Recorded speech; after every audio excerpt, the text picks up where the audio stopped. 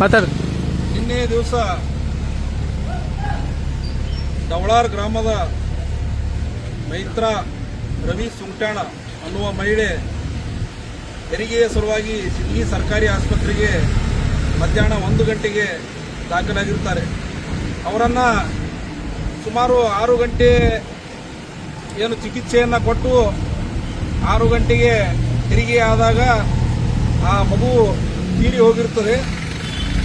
ಇಲ್ಲಿ ಯಾರೂ ಡಾಕ್ಟರ್ ಇರೋದಿಲ್ಲ, ಸ್ಟಾಫ್ ನರ್ಸ್ ಮೇಲೆ ಈ ಒಂದು ಚಿಕಿತ್ಸೆ ನೀಡಿರುತ್ತಾರೆ. 6 ಗಂಟೆ 6:30ಗೆ ಏನೋ ಆ ಮಗು ಮೃತಪಟ್ಟಿರುತ್ತದೆ.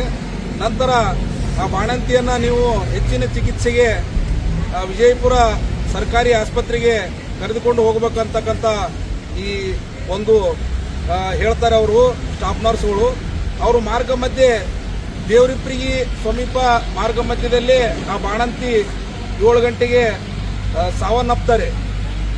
ಈ ಒಂದು ಘಟನೆಯನ್ನು ಖಂಡಿಸಿ ನಾವು ಈ ತಾಲೂಕು ಆಸ್ಪತ್ರೆಗೆ ಭೇಟಿ ಕೊಟ್ಟಾಗ ಇಲ್ಲಿನ ಡಾಕ್ಟರ್ಸ್ಗಳು ಈ ಹಾರಿಕೆಯ ಉತ್ತರಗಳನ್ನು ನಮಗೆ ಕೊಟ್ಟರು. ಇಲ್ಲಿ ಸ್ಟಾಫ್ ಇಲ್ಲ, ಸ್ಟಾಫ್ ನರ್ಸ್ ಮೇಲೆ ನಾವು ಹೆರಿಗೆಯನ್ನು ಮಾಡ್ತೀವಿ, ಅವರು ಗೈನಕಾಲಜಿಸ್ಟ್ ಅವರು ಡಾಕ್ಟ್ರು ಅವ್ರ ಸಲಹೆಯನ್ನು ತಗೋತೀವಿ, ಈ ರೀತಿಯ ಹಾರಿಕೆ ಉತ್ತರವನ್ನು ಕೊಟ್ಟು ಈ ಪ್ರಾಣಕ್ಕೆ ಬೆಲೆ ಇಲ್ಲದಂತಾಗಿದೆ. ಈ ಸಿಂದಗಿ ಸರ್ಕಾರಿ ಆಸ್ಪತ್ರೆಯಲ್ಲಿ ಭ್ರಷ್ಟಾಚಾರದಲ್ಲಿ ಜಿಲ್ಲೆಯಲ್ಲಿಯೇ ನಂಬರ್ 1 ಖ್ಯಾತಿ ಪಡೆದಿರತಕ್ಕಂಥ ಈ ಸಿಂದಗಿಯ ಸರ್ಕಾರಿ ಆಸ್ಪತ್ರೆ ಸುಧಾರಿಸಬೇಕಂತಕ್ಕಂಥದ್ದನ್ನು ನಾವು ದಲಿತ ಸೇನೆಯವರು ಬಂದು ಇಲ್ಲಿ ಒತ್ತಾಯವನ್ನು ಮಾಡಿದ್ದೇವೆ. ಬರೀ ಹೈಟೆಕ್ ಆಸ್ಪತ್ರೆ ಇದೆ, ಅದು ಇದೆ, ಇದು ಇದೆ ಅನ್ನುವ ಈ ಒಂದು ಮಾತನ್ನು ಇಲ್ಲಿ ಪ್ರೂವ್ ಮಾಡಿ ತೋರಿಸ್ಬೇಕು. ನೀವು ಸಾರ್ವಜನಿಕರಿಗೆ ಸೇವೆ ಯಾವ ರೀತಿ ಕೊಡಬೇಕಂದ್ರೆ ಸಾರ್ವಜನಿಕರು ಬೇರೆ ಊರಿಗೆ ಹೋಗಬಾರ್ದು, ನಿಮ್ಮಲ್ಲಿ ಎಲ್ಲ ಚಿಕಿತ್ಸೆಯನ್ನು ಕೊಟ್ಟು ನೆಮ್ಮದಿಯಿಂದ ಹೋದಾಗ ಮಾತ್ರ ಈ ಸಿಂದಗಿ ಸರ್ಕಾರಿ ಆಸ್ಪತ್ರೆಯ ಹೆಸರು ಬರ್ತದೆ. ಇಲ್ಲಿನ ಸ್ಟಾಫ್ಗಳನ್ನು ಬದಲಿಸಬೇಕು. ಆ ತಪ್ಪಿತಸ್ಥರು ಯಾರಿದ್ದಾರೆ ಅವರ ಮೇಲೆ ಕ್ರಿಮಿನಲ್ ಪ್ರಕರಣ ಹಾಕಬೇಕು, ಅವರನ್ನು ಸೇವೆಯಿಂದ ವಜಾ ಮಾಡಬೇಕಂತಕ್ಕಂಥ ಈ ಆಗ್ರಹವನ್ನು ನಾವು ಮಾಡ್ತೇವೆ. DH ಅವರಿಗೆ ನಾವು ಮನವಿಯನ್ನು ಮಾಡ್ತೇವೆ. ಇನ್ನು 1 ವಾರದಲ್ಲಿ ಅದು ಅದಕ್ಕೆ ಸಂಬಂಧಪಟ್ಟವ್ರು ಯಾರದಾರ ಒಬ್ಬ MBBS ಡಾಕ್ಟ್ರು ಮತ್ತು ಸ್ಟಾಫ್ ನರ್ಸ್ಗಳನ್ನ ಸಸ್ಪೆಂಡ್ ಮಾಡಬೇಕು, ವಜಾ ಮಾಡಬೇಕಂತಕ್ಕಂಥ ಆಗ್ರಹವನ್ನು ನಾನು ಮಾಡ್ತೇನೆ.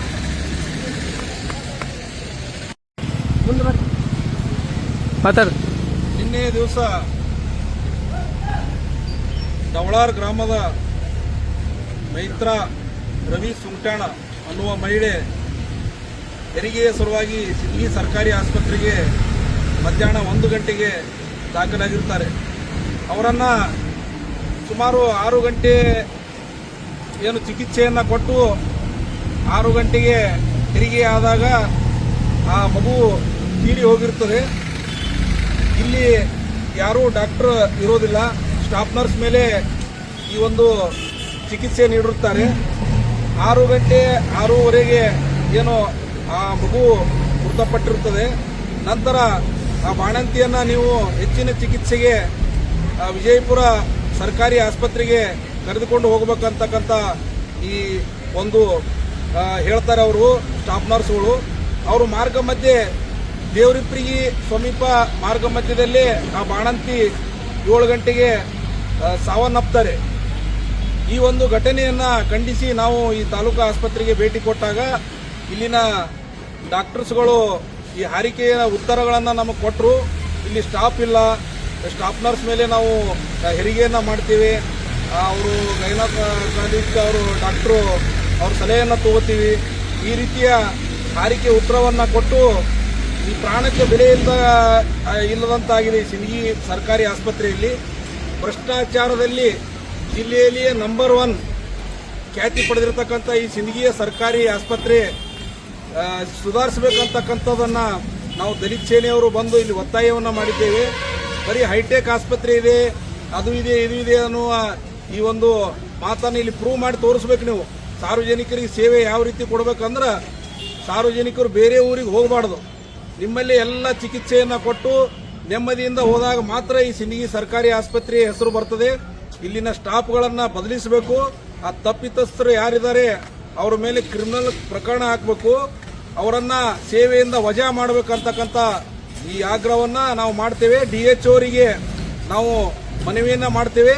ಇನ್ನು 1 ವಾರದಲ್ಲಿ ಅದು ಅದಕ್ಕೆ ಸಂಬಂಧಪಟ್ಟವ್ರು ಯಾರದಾರ ಒಬ್ಬ MBBS ಡಾಕ್ಟ್ರು ಮತ್ತು ಸ್ಟಾಫ್ ನರ್ಸ್ಗಳನ್ನ ಸಸ್ಪೆಂಡ್ ಮಾಡಬೇಕು, ವಜಾ ಮಾಡಬೇಕಂತಕ್ಕಂಥ ಆಗ್ರಹವನ್ನು ನಾನು ಮಾಡ್ತೇನೆ.